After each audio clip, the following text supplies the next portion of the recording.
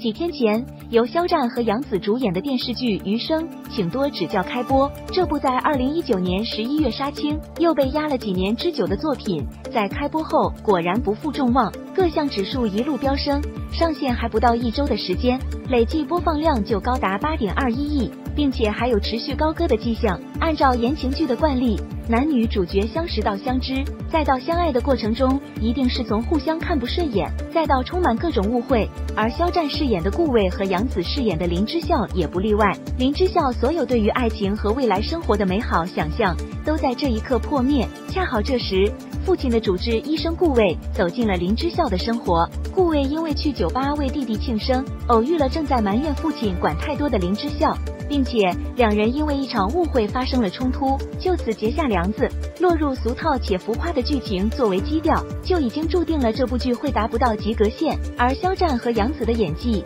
也没能做到很好的弥补。就拿肖战来说，在诠释顾魏这个角色时，有太多细节处理没做到位，从而没能立住这个角色，观众自然也就没办法产生代入感。比如在高希明确告知顾魏不要质疑他对病人的诊断，否则可能会对顾魏自己的前途产生负面影响。那么作为一个负责的医生，在担忧病人是否会被误诊的情况下，面对这样的说辞，怎么也应该据理力争一番。顾魏的情绪却表达得过于平和。当林之孝在医院休息室撞见了正在换衣服的顾魏，顾魏当下的肢体动作虽然表现出了慌张，但情绪和脸上的表情却依然不见什么波澜。同样是原声台词，当顾一野眼角下垂，委屈的瘪嘴说，就连我是一天都待不下去了，再待一天我就觉得我会疯掉。那一刻的肖战会让观众感受到，原来顾一野也不过是个毛小子，他也有极其脆弱的一面，因为肩上的责任和使命，